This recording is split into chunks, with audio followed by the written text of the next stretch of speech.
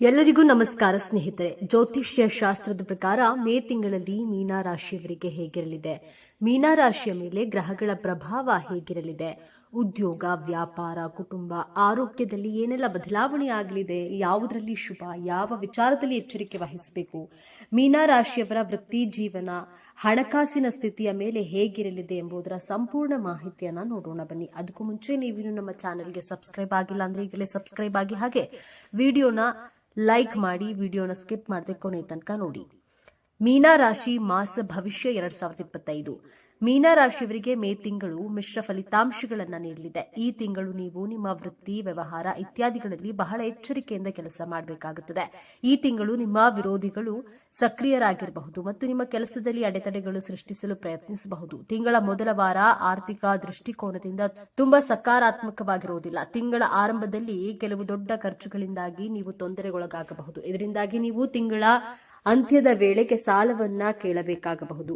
ತಿಂಗಳ 2ನೇ ವಾರದಲ್ಲಿ ನಿಮ್ಮ ಆರೋಗ್ಯದ ಬಗ್ಗೆ ವಿಶೇಷ ಕಾಳಜಿಯನ್ನು ವಹಿಸಿ ಮತ್ತು ನಿಮ್ಮ ಆಹಾರ ಮತ್ತು ದೈನಂದಿನ ದಿನಚರಿಯನ್ನ ಸರಿಯಾಗಿ ನಿರ್ವಹಿಸಿ. ಈ ಸಮಯದಲ್ಲಿ ಕೆಲವು ವಿಷಯಗಳ ಬಗ್ಗೆ ಕುಟುಂಬ ಸದಸ್ಯರೊಂದಿಗೆ ಭಿನ್ನಾಭಿಪ್ರಾಯಗಳು ಉಂಟಾಗಬಹುದು. ವೈಯಕ್ತಿಕ ಸಂಬಂಧಗಳನ್ನು ಸುಧಾರಿಸಲು ಜನರೊಂದಿಗೆ ಸಂವಹನವನ್ನು ಕಾಪಾಡಿಕೊಳ್ಳಿ. ತಿಂಗಳ ಮಧ್ಯದಲ್ಲಿ ನೀವು ಹಣಕಾಸಿನ ನಿರ್ಧಾರಗಳನ್ನು ಚಿಂತನಾಶೀಲವಾಗಿ ತೆಗೆದುಕೊಳ್ಳಬೇಕಾಗುತ್ತೆ. ಈ ಸಮಯದಲ್ಲಿ ಯಾವುದೇ ಪ್ರಮುಖ ನಿರ್ಧಾರವನ್ನ ಆತುರ ಅಥವಾ ಗೊಂದಲಮಯ ಸ್ಥಿತಿಯಲ್ಲಿ ತೆಗೆದುಕೊಳ್ಳುವುದನ್ನು ತಪ್ಪಿಸಿ. ನಿಮ್ಮ ಪ್ರೀತಿ ಸಂಗಾತಿಯೊಂದಿಗೆ ಸಂತೋಷದ ಸಮಯವನ್ನ ಕಳೆಯಲು ನಿಮಗೆ ಅವಕಾಶ ಸಿಗುತ್ತದೆ. ಮೀನ ರಾಶಿಯವರ ಸಮಸ್ಯೆಗಳೆಲ್ಲವೂ ನಿವಾರಣೆಯಾಗಲಿದೆ ಮತ್ತು ಗುರುಬಲ ವಿರೋಧದಿಂದಾಗಿ ಕುಟುಂಬ, ಮಾತು, ಸ್ಥಳಗಳಲ್ಲಿ ಯಾವುದೇ ಬದಲಾವಣೆ ಇರೋದಿಲ್ಲ. ನಂತರ ಗುರು 3ನೇ ಸ್ಥಾನಕ್ಕೆ ಪ್ರವೇಶಿಸುವುದರಿಂದಾಗಿ ನಿಮ್ಮ ಖರ್ಚುಗಳು ಹೆಚ್ಚಾಗಲಿವೆ ಮತ್ತು ಗಂಡ ಹೆಂಡತಿಯ ನಡುವೆ ವಿರಸ ಉಂಟಾಗಲಿದೆ. ಕೇತುವಿನಿಂದ ನಿಮ್ಮ ಆರೋಗ್ಯದಲ್ಲಿ ವ್ಯತ್ಯಯ ಉಂಟಾಗಬಹುದು. ಹೊಟ್ಟೆಗೆ ಸಂಬಂಧಿಸಿದಂತಹ ಸಮಸ್ಯೆ ಕಾಣಿಸಿಕೊಳ್ಳಬಹುದು. ಮೇ ನಂತರ ಅಂದುಕೊಳ್ಳದಂತಹ ಜಾಗದಲ್ಲಿ ಖರ್ಚುಗಳು ಹೆಚ್ಚಾಗಬಹುದು. ಒತ್ತಡ ಮತ್ತು ಮಾನಸಿಕ ತೊಂದರೆಗಳು ಸಹ ಹೆಚ್ಚಾಗಬಹುದು. ಆಸ್ತಿ ವಿಚಾರದಲ್ಲಿ ಕುಟುಂಬ ಸದಸ್ಯರ ನಡುವೆ ವೈಮನಸ್ಸು ಉಂಟಾಗುವ ಸಾಧ್ಯತೆ ಇದೆ, ಎಚ್ಚರ ವಹಿಸಿ. ಆರ್ಥಿಕ ಸ್ಥಿತಿ, ನೀವು ಆರ್ಥಿಕ ಸವಾಲುಗಳನ್ನು ಎದುರಿಸಬೇಕಾಗಬಹುದು. ಆದ್ದರಿಂದ ಈ ತಿಂಗಳು ನಿಮ್ಮ ಹಣಕಾಸಿನ ಬಗ್ಗೆ ಜಾಗರೂಕರಾಗಿರಿ. ನಿಮ್ಮ ಆದಾಯ ಉತ್ತಮವಾಗಿರುತ್ತದೆ, ಆದರೆ ನಿಮ್ಮ ಆದಾಯದ ಜೊತೆಗೆ ನಿಮ್ಮ ಖರ್ಚುಗಳು ಸಹ ಹೆಚ್ಚಾಗುವ ಸಾಧ್ಯತೆ ಇದೆ. ಆಗಸ್ಟ್ ಮತ್ತು ನವೆಂಬರ್ನಲ್ಲಿ ನೀವು ಹಣದ ನಷ್ಟವನ್ನ ಅನುಭವಿಸುವಂತಹ ಸಾಧ್ಯತೆ ಇದೆ. ಹಣದ ವಿಷಯದಲ್ಲಿ ಅಗತ್ಯಕ್ಕಿಂತ ಹೆಚ್ಚು ಯಾರನ್ನು ನಂಬಬೇಡಿ.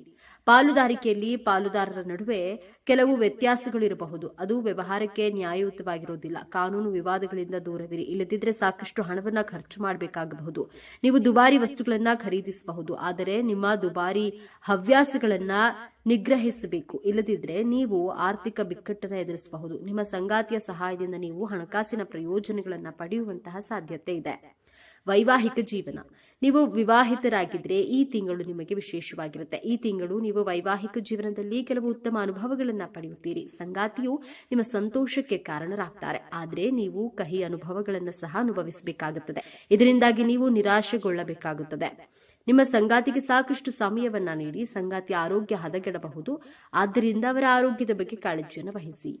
ಮಗುವಿನ ಆರೋಗ್ಯದಲ್ಲಿ ಕುಸಿತ ಉಂಟಾಗಬಹುದು. ಮೇನಲ್ಲಿ ಅವರ ಆರೋಗ್ಯದ ಬಗ್ಗೆ ವಿಶೇಷ ಕಾಳಜಿಯನ್ನು ವಹಿಸಿ. ಮಕ್ಕಳು ತಮ್ಮ ಜವಾಬ್ದಾರಿಗಳನ್ನು ಅರ್ಥ ಮಾಡಿಕೊಳ್ತಾರೆ ಮತ್ತು ನೀವು ಇದನ್ನ ನೋಡಿ ಸಂತೋಷ ಪಡ್ತೀರಿ. ವೈವಾಹಿಕ ಜೀವನವನ್ನ ಸಂತೋಷವಾಗಿಡಲು ನೀವು ನಿಮ್ಮ ವೈವಾಹಿಕ ಜೀವನಕ್ಕೆ ಸಮರ್ಪಿತರಾಗಿರಬೇಕು. ಪ್ರೇಮ ಜೀವನ, ಈ ಮೇ ತಿಂಗಳಲ್ಲಿ ಪ್ರೇಮ ಸಂಬಂಧದಲ್ಲಿರುವವರಿಗೆ ಮಿಶ್ರ ಫಲ ಲಭಿಸಲಿದೆ. ಈ ತಿಂಗಳು ನೀವು ನಿಮ್ಮ ಪ್ರೀತಿಯ ಜೀವನದ ಬಗ್ಗೆ ಗೊಂದಲದ ಸ್ಥಿತಿಯಲ್ಲಿರಬಹುದು.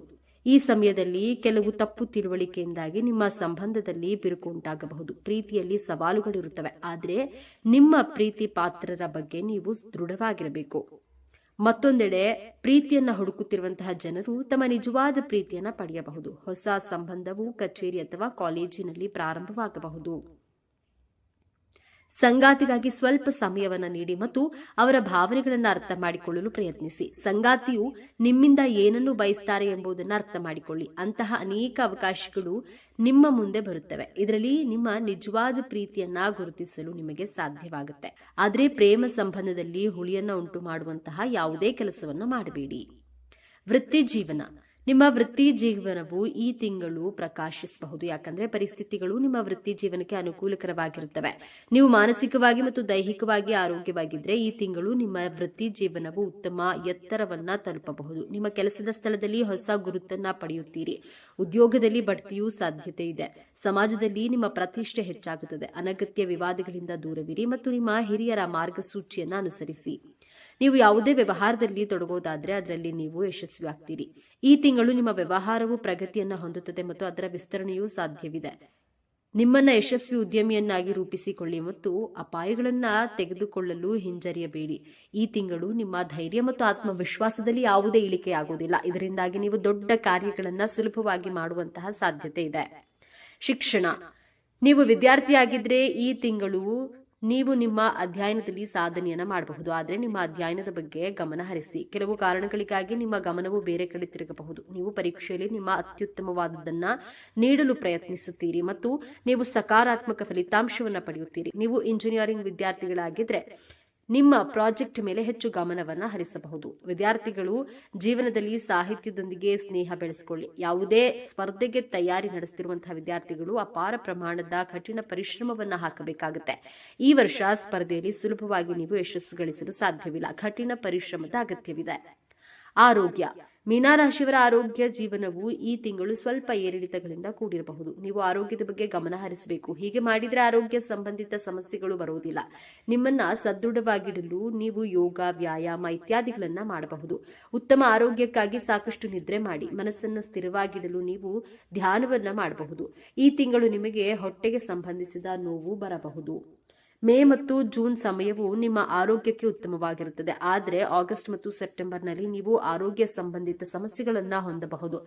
ನೀವು ಆರೋಗ್ಯದಲ್ಲಿ ಯಾವುದೇ ಸಮಸ್ಯೆ ಕಾಣಿಸಿಕೊಂಡ್ರೆ ರೋಗದ ಚಿಕಿತ್ಸೆಗಾಗಿ ತಕ್ಷಣ ವೈದ್ಯರನ್ನ ಸಂಪರ್ಕಿಸಿ. ನಿಮ್ಮ ವೈಯಕ್ತಿಕ ಸಮಸ್ಯೆಗಳಿಂದಾಗಿ ನೀವು ಮಾನಸಿಕ ಒತ್ತಡವನ್ನ ಸಹ ಹೊಂದಬಹುದು.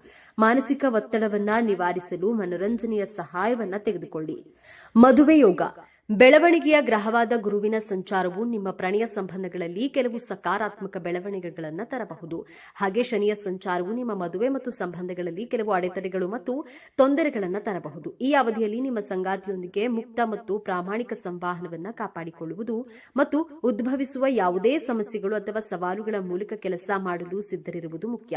ನೀವು ಪಾಲುದಾರಿಕೆಗೆ ಬದ್ಧರಾಗಿರುವುದರ ಮೂಲಕ ತಾಳ್ಮೆ ಮತ್ತು ಅರ್ಥ ಮಾಡಿಕೊಳ್ಳುವ ಮೂಲಕ ನಿಮ್ಮ ಸಂಗಾತಿಯ ಬಗ್ಗೆ ಸಕಾರಾತ್ಮಕ ಮತ್ತು ಬೆಂಬಲಿಸುವಂತಹ ಮನೋಭಾವವನ್ನು ಕಾಪಾಡಿಕೊಳ್ಳುವ ಮೂಲಕ ನೀವು ಈ ಅವಧಿಯ ಸವಾಲುಗಳು ಮತ್ತು ಅವಕಾಶಗಳನ್ನು ಉತ್ತಮವಾಗಿ ಎದುರಿಸಬಹುದು ಮತ್ತು ನಿಮ್ಮ ಪ್ರೀತಿ ಪಾತ್ರರೊಂದಿಗಿನ ನಿಮ್ಮ ಬಂಧವನ್ನ ಬಲಪಡಿಸಿಕೊಳ್ಳಬಹುದು. ಪರಿಹಾರಗಳು. ದೇವಾಲಯಗಳಿಗೆ ಭೇಟಿ ನೀಡುವುದು ನಿಮ್ಮ ವೃತ್ತಿ ಜೀವನ ಮತ್ತು ವೈಯಕ್ತಿಕ ಜೀವನಕ್ಕೆ ಅದೃಷ್ಟವನ್ನ ತರುತ್ತದೆ. ನೀವು ಯಾವುದೇ ಅಡೆತಡೆಗಳನ್ನು ಗಮನಿಸಿದಾಗ ನಿಮ್ಮ ಹತ್ತಿರದ ದೇವಾಲಯಗಳಿಗೆ ಭೇಟಿ ನೀಡಲು ಪ್ರಯತ್ನಿಸಿ ಮತ್ತು ನಿಮ್ಮ ಸಾಮರ್ಥ್ಯಕ್ಕೆ ಅನುಗುಣವಾಗಿ ದಾನವನ್ನ ಮಾಡಿ.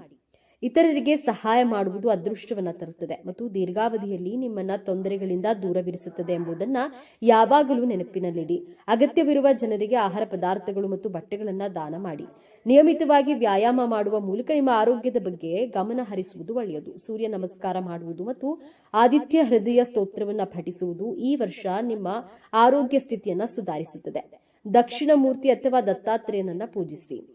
ಶ್ರೀ ರುದ್ರಂ ಪಠಿಸಿ. ಗುರು ಸ್ತೋತ್ರವನ್ನ ಪಠಿಸಿ ಮತ್ತು ಗುರುವಾರ ಉಪವಾಸವನ್ನ ಆಚರಿಸಿ. ಗುರುವಾರ ಹಳದಿ ಮಣಿಯನ್ನ ಧರಿಸಿ ಮತ್ತು ದತ್ತಾತ್ರೇಯ ಭಗವಂತನನ್ನ ಪೂಜಿಸಿ. ಸ್ನೇಹಿತರೆ, ಈ ಮಾಹಿತಿ ನಿಮಗೆ ಇಷ್ಟವಾಗಿದ್ದಲ್ಲಿ ದಯವಿಟ್ಟು ಶೇರ್ ಮಾಡಿ, ಲೈಕ್ ಮಾಡಿ ಮತ್ತು ನಮ್ಮ ಚಾನೆಲ್ಗೆ ಸಬ್ಸ್ಕ್ರೈಬ್ ಆಗಿ. ಎಲ್ಲರೂ ಭಕ್ತಿಯಿಂದ ಓಂ ಶ್ರೀ ಶನೇಶ್ವರ ನಮಃ ಅಂತ ಕಾಮೆಂಟ್ ಮಾಡಿ. ಧನ್ಯವಾದಗಳು.